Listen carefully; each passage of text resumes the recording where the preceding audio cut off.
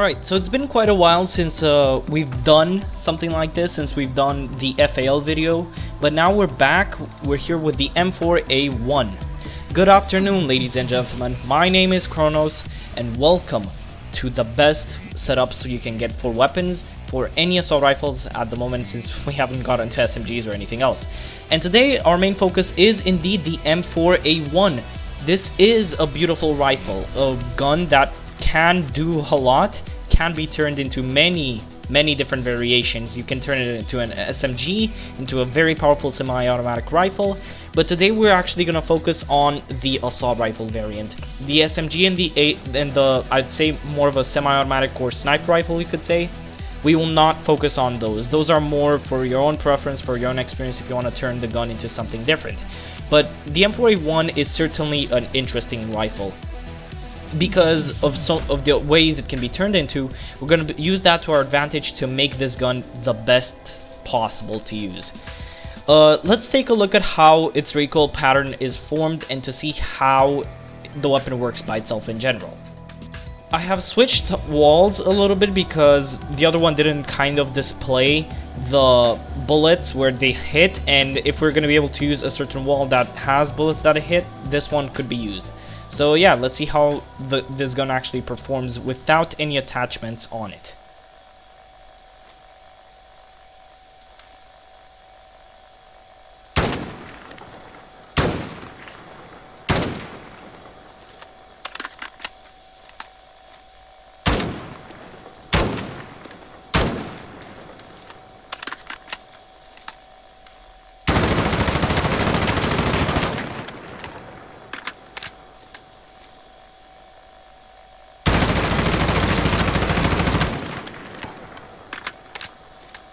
Now, if it hasn't been noticed, the recoil pattern is rather strange. It goes up for quite a while, I'd say about 20 to 25 rounds in the mag, and then it tends to drift towards the right.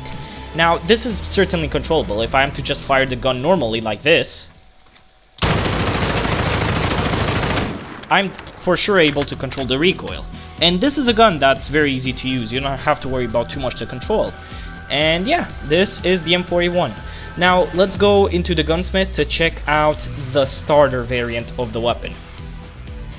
Alright, ladies and gentlemen, welcome to the gunsmith. We're back here again, and here we have the M4A1.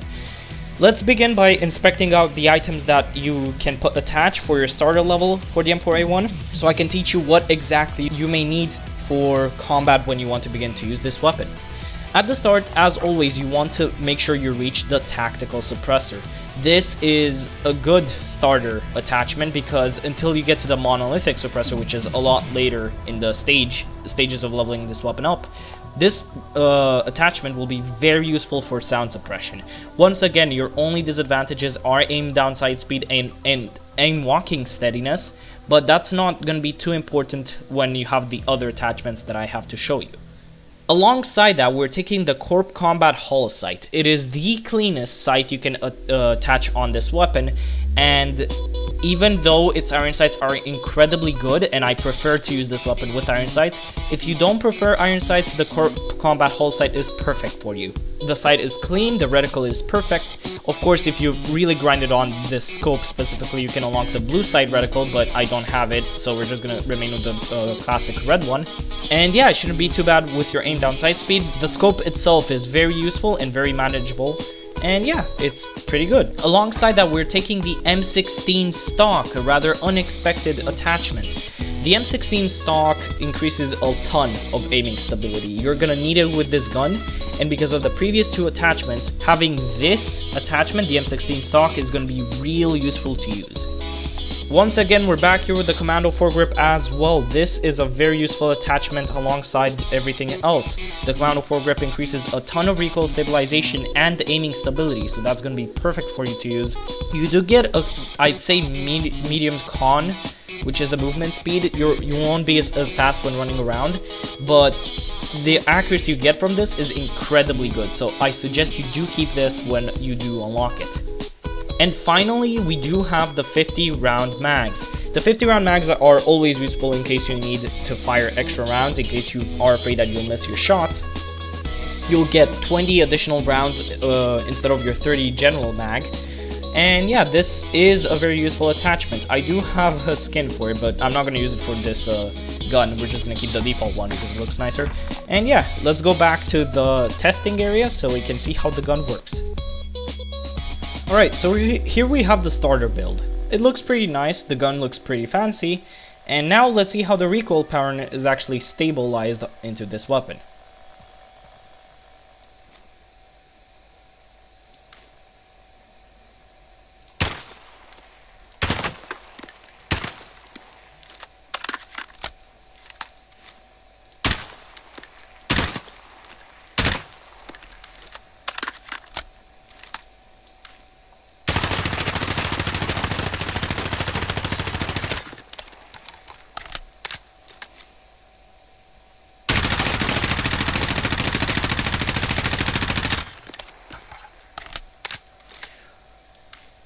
Once again, we basically have the exact same recoil pattern. Even so, if we are to full-on control it,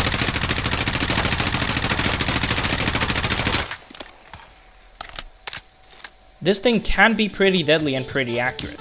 That's why I do like the M4. It's a very versatile weapon and very fun to use gun. And yeah, that's basically all you need to know when it comes to this rifle. Let's move on to the more mid-level stage where you're about to level 20 to 30, maybe 40 into your build. And let's see what attachments are more viable for that build. Alright, here we have the mid-level M4A1. Once again, we are keeping the tactical suppressor, the M16 stock, and the commando foregrip all for the exact same reason as last time. However, the two new attachments that we have is that, first of all, we did remove the scope for the iron sights, but we integrated in the M16 Grenadier barrel. This one is incredibly useful.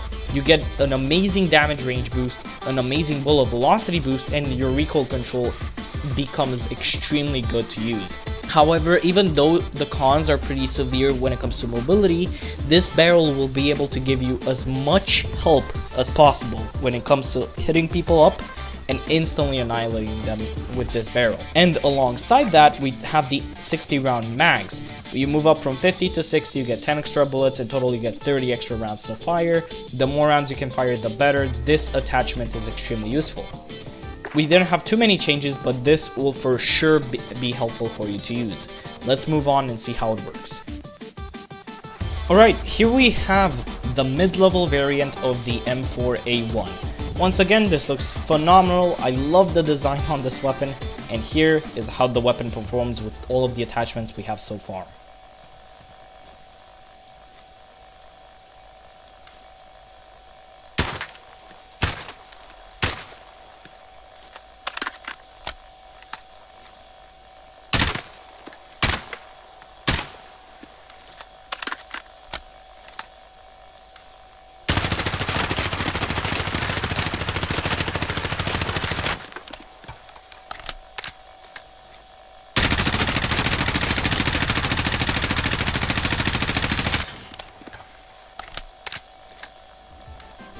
As you can see, it is a rather similar recoil pattern as the one before, but certainly it doesn't drift as much to the right as it did with the previous build.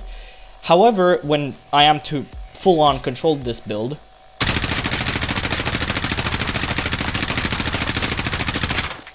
it basically feels as if you have no recoil.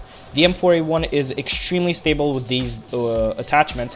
However, here's what we have for the final builds. Now I'm saying builds is because for the final levels I have two builds available for you. I have a maxed out variant and I have the sweaty variant. The sweaty variant is used by people who play this game constantly, non-stop, in every kind of situation, and the maxed out variant is the one where you have the more versatile attachments.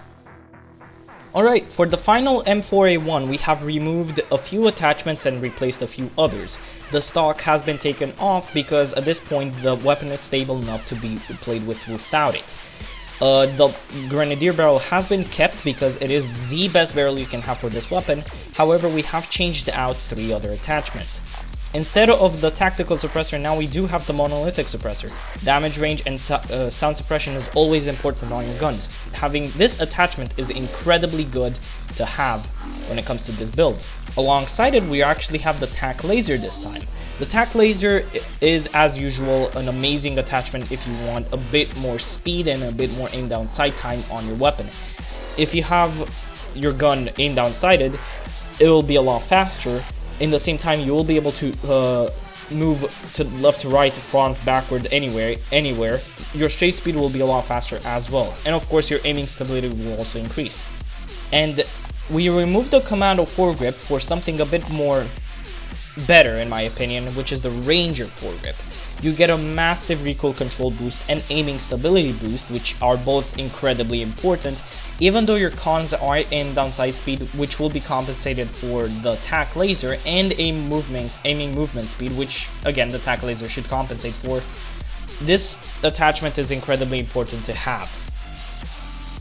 And this, my friends, is the sweaty build. Now you may wonder, how is this sweaty? Well, most people who really know how to use these guns and really know how to control them would usually take something like this. Again, we're keeping the monolithic suppressor for the exact same factors as before. We're changing up the barrel from the M16 Grenadier barrel to the Corvus Custom Marksman barrel. Now, this is an M16A4 barrel, which I love the design of, and the only reason why it's chosen over the M16 barrel is because it's slightly lighter than the other one. You do have a minor penalty compared to this. You do have a minor penalty of damage range, below velocity and recoil control, but it's still pretty high up. And of course, the aim down sight speed and the movement speed will be a lot less punishing than the M16 Grenadier barrel. So if you want a bit more mobility, this is your choice. They also tend to put no stock on, which is a rather unexpected attachment, but again, movement speed is incredibly needed when it comes to these rifles. So if you want to run and gun and absolutely demolish anyone in front of you, no stock is for sure a needed attachment. People would again choose the Commando foregrip over the Ranger foregrip. Ranger foregrip is incredibly good, but the Commando foregrip isn't as punishing when it comes to movement, so once again, taking this is incredibly good. And of course, we're still keeping up the 60 round mags, because having this, you get more bullets to spray, it's as good as ever. And with that, this is the sweaty build. I will show both builds off in the next tryout of testing out the weapons. Alright, ladies and gentlemen, we're back once again. Here we have the M16 Final, and this is the build that I showed you first, with the monolithic suppressor and everything. And yeah, let's see how it performs.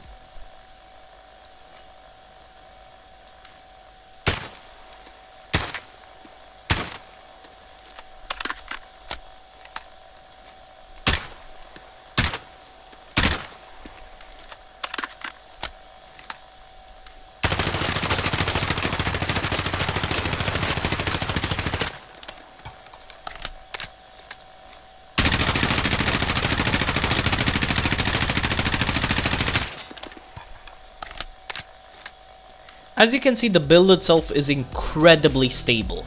Even if I am to control the recoil, of course, it basically feels as if I basically have no recoil, which again is an incredibly good factor. Now, this is the sweaty build. Rather interesting design for it. I do love the design of the barrel, it makes it look a lot more original. And let's see how this one actually performs.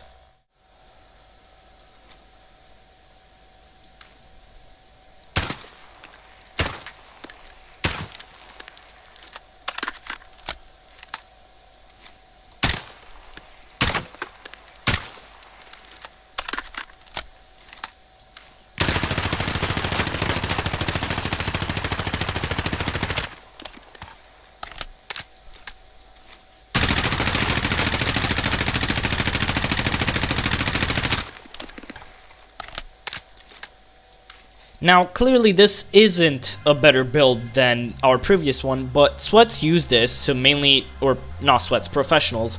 Professionals mainly use this to be able to have a lot more mobility and accuracy at, I would say, between medium and close range fights. I wouldn't recommend this for long range. Maybe this variant for long range, but certainly not this one. If I am to control the recoil, this is how it looks.